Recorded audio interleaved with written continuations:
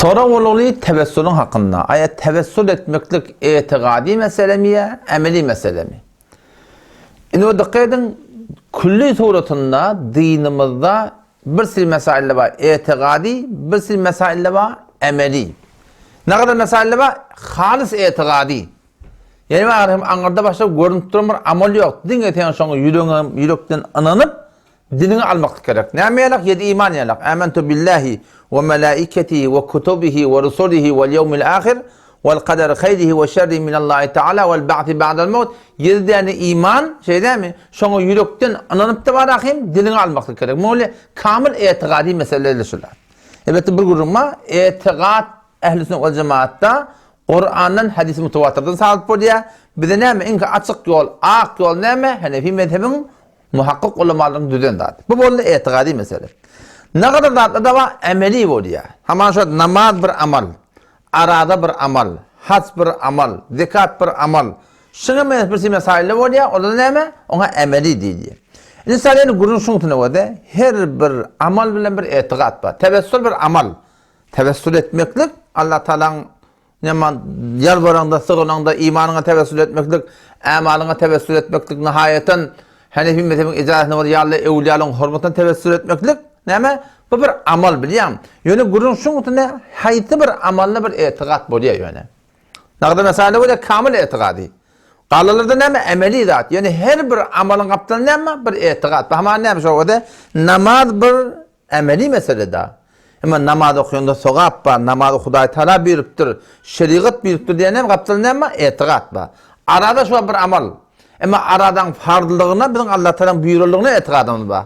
Kur'an'ı getirdiği itikadımız var. Aradan fardılığına hemen bizim itikadımız var. Son yalak hac da bir amal. Ama hacın buyrukluğu kim taraftan? Allah taraftan bizim itikadımız var. Aynen şu doğrultusunda tevessülle bir amal. Yani şu tevessülün içinde bir mesele var. Adım sonra ne oluyor? İtikad tapmakla gerek oluyor. O zaman şu tane çebeshab oluyor, bir amal oluyor. Şu amalın kaptanı itikad oluyor diye. Şu itikadi meselesinde şu amalın doğru tuğratında bir tertatır ortak yaptırırlar. Oradan şu marahim şu tarihine ulamalı ne yaptırırlar biliyor musun? Fetva koyuptırlar, şeyde burada doğru dedi. Hemen ne merak koydu? Şu an salat-ı regaib var. Recep ayın avval heftesinde, avval perşembesinde, zımma gecesinde bir 4 rekat değerden becerilen namaz var. On avval rekatında falan okuymalı, ikinci rekat falan okuymalı. O da şu bir amal.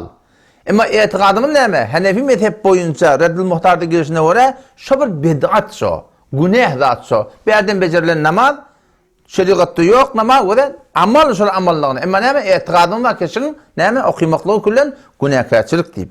Şuna mendeş, cinadın namazdan sonra Türkmen ilerinde ayrılığında dua ettiyendirler. Cinadın namaz bir amal. Şundan sonra dua etmek de bir amal. Ama şu amalın kaptığını ne mi? İtikad var. İtikadın ne mi? Şi sünnette yok zat, şi bid'at, günahkarçılık deyip ettiler. Ya hemen hatm-ı Kur'an edilenle, işip dua ettiyenler, hatm-ı Kur'an bir amal. Şun kaptığını işip dua etmek ne mi? Şeriat boyunca o da, şuna hüküm vertir ulamalar, sünnetten sabit de, mekruh, günahkarçılık deyiptirdi.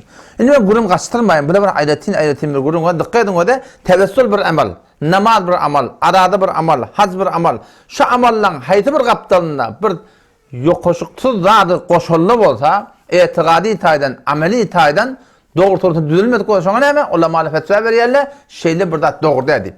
Hemen sen şu an o da, evliyalar çağırıyorlar. Ya falan yetişe var deyip. Hop sıfır amal edip de o da şey değil mi? Ama şu yetişiyerliğine itikadı var. Daştın eşkiyerliğine itikadı var. Allah melekini ve rahmetullahi aleyh Mecmuatul Fetavasında avval cildinde 27. seferinde 28. seferinde sadece fetva verip koyuptur. Hada raculun fasilul akide. Akideti fasıl adamın diyor. O da bir amal ki şunda bir tereke itikad taftırlar. Salat-ı regaib bir amal ki kullen bunyadı doğruda ölür bedgat biliyem. O zaman şu da hayti bir amalla şun kaptanı ne oluyor? Bir itikad hem oluyor. Bu demek öyle etiyen gururumda. Allame Şamil rahmetullahi aleyhin Reddül Muhtar'ına Babul İmametinde geliyor. Ve la yakhfa şu diye bir batırlığı almalı hatta diye. Ki ennel itikad yeşmelu ma kana ma'ahu amelun evladidir. İtikad diğerleri yanaytık da ne kadar da oluyor? Şöyle amal oluyor ya amal olmuyor. Fark etmiyor itikad diğerleri yeşmelu şamil oluyor. Ma kana ma'ahu amelun evladidir.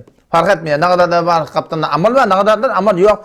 İkisinde de itikad tafıl diye. O ne mi diyeyim?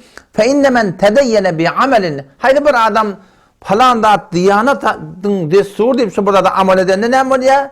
La budde eyyatiqidehu deyiptir. Gerekli o işe etiqad etmeliler. Dejo tehidilmesi de okuyardın. O şunda soğap ba desen etiqadın ba da şey değil mi? Pedenne her bir amalın kaptalına bir etiqad ba. Birsi mesaille böyle halis etiqadi, birsi mesaille böyle emeli. Ama şu emeli kaptalına haydi bir amalın kaptalına bir etiqad ba. Şu emeli meselenin kaptalına şu etiqadi meselesinde şon eğer halaf-ı Kur'an-ı sünnet bize etiqad tapılsa ulamalı şon şu tadı aqidati doğru deyip etdiler. Şu tadan Allah melekleri rahmetullahi aleyh vakti ki bir geliyor ya falan yeşçe orada evliyalar çağırıyor, peygamberler çağırıyor. Bir amal edip dola şey değil mi? Ama etiqadı var ki şöyle daştan tedim eştiye. Ne mi diye o da şu amalın kaptanın hada raculun fasidul aqide diyor ya. Ameli kuşun kaptanın aqide var. Şu aqidanı nemet bir de haraplattırdı biliyor musun? O da mesela kulli suretuna bizim kullen dinimizde birisi meseleler kamil etiqadi, birisi meseleler kamil ameli. Yani her bir amalın kaptalını etiqad var. Şol amal eğer doğru amal olsa, şeriat boyunca buyurulan nat bolsa, şon kaptalını teleki etiqad getirilen bolsa, şon ulamalar ne etdiler? Şon etiqadi kısmetine kufr şo, şirk şo, şona mesalatlar demle fetva veriyorlar. Bedgat diyorlar, ya şona menes mekruh diyorlar. Günah karşılık deyip fetva veriyorlar. Allah Teala bize tevfik versin.